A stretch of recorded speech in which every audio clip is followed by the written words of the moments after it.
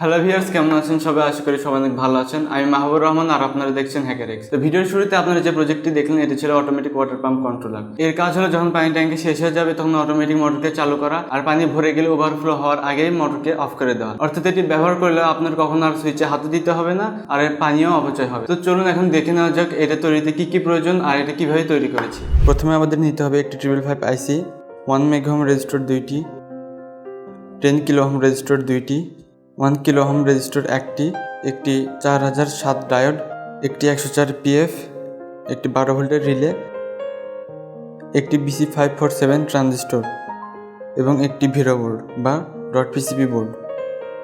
প্রথমে আমরা ভেরো বোর্ডটিকে ক্লিপের সাহায্যে আটকিয়ে নেব এবং একে একে আমাদের প্রত্যেকটি পার্টস এই ডট পিসিবিতে বসিয়ে দেব। তো সোল্ডারিং করার সুবিধার্থে আমরা প্রত্যেকটি কম্পোনেন্টকে একটু ফাঁকা করে বসাচ্ছি।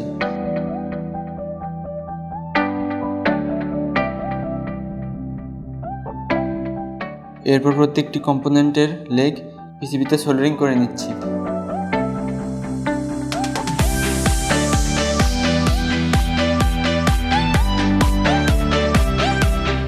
এবং লেগগুলোর বাড়তি অংশগুলোকে কাটারের সাহায্যে কেটে নিচ্ছি। তো স্ক্রিনে দেখানো ডায়াগ্রাম অনুযায়ী আমরা এই সার্কিটটিকে সংযোগ করে নেব।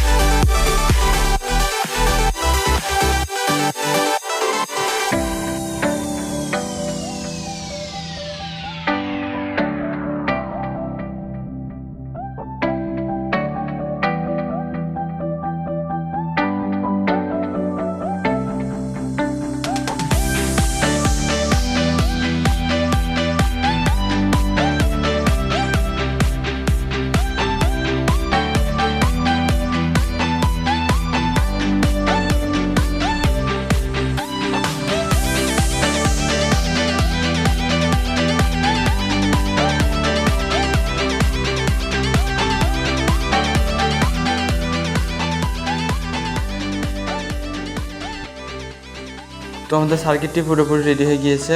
এখন সার্কিটটিতে পাওয়ার দেওয়ার জন্য আমরা ব্যবহার করছি একটি ডিসি ফিমেল পোর্টের 2টি পিনে সার্কিটের পজিটিভ এবং নেগেটিভ তার সোল্ডারিং করে দিব।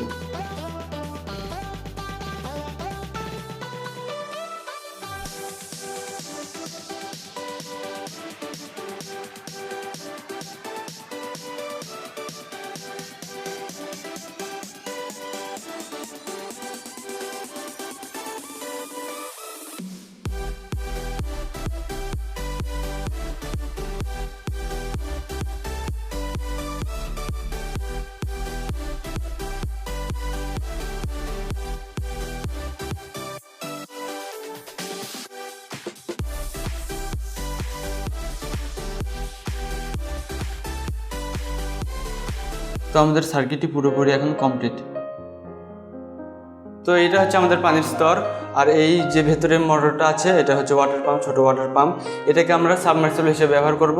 তো এই পাইপটা হচ্ছে মোটর থেকে ট্যাঙ্কে পানি আসার জন্য পাইপ, আর এটা হচ্ছে আমাদের ওয়াটার ট্যাঙ্ক, আর এটা হচ্ছে মূল সার্কিট ওয়াটার পাম্প কন্ট্রোলার। আর এটা থেকে যে 3 তার আসছে, তো কন্ট্রোলারের 3টা তারের মধ্যে একটা তার যাবে ট্যাঙ্কের একদম নিচে, আর একটা থাকবে এমন লেভেলে যেখানে পানি আসলে মোটর আবার পুনরায় চালু হবে।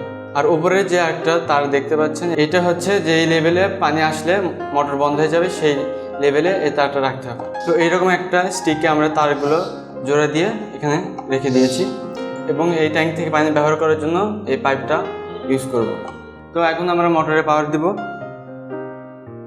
তো দেখতে পাচ্ছেন মোটর চালু হয়ে গেছে, যেহেতু আমাদের ট্যাঙ্কে পানি ছিল না সেহেতু মোটর চালু হয়ে গেছে। তো এই মেইন সার্কিটে আমরা 12 ভোল্ট সাপ্লাই দিয়েছি এই ক্লিপের সাহায্যে। আর যেহেতু আমাদের মোটরটা 5 ভোল্টে সেহেতু আমরা আলাদাভাবে মোটরে সাপ্লাই দিয়েছি।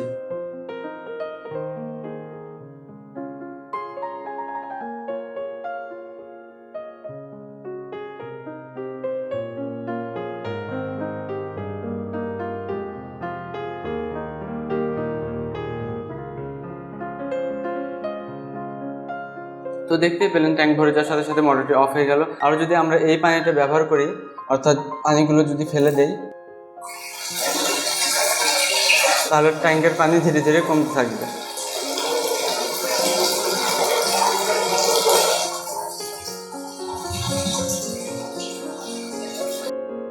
তো ট্যাঙ্কে পানি শেষ হওয়ার সাথে সাথে দেখতে পেলেন আবার মোটরটি চালু হয়ে গেল। তো ঠিক এইভাবে মোটরটি অটোমেটিক কাজ করবে। তো ভিউয়ার্স, এই ছিল আজকে আমাদের ভিডিওটি ভালো লাগে থাকলে অবশ্যই লাইক কমেন্ট শেয়ার করবেন, আর যারা এখনো আমাদের চ্যানেলকে সাবস্ক্রাইব করেননি অবশ্যই চ্যানেলটিকে সাবস্ক্রাইব করবেন। তো দেখা হচ্ছে পরবর্তী কোনো ভিডিওতে, সে পর্যন্ত ভালো থাকুন, সুস্থ থাকুন, ধন্যবাদ সবাইকে।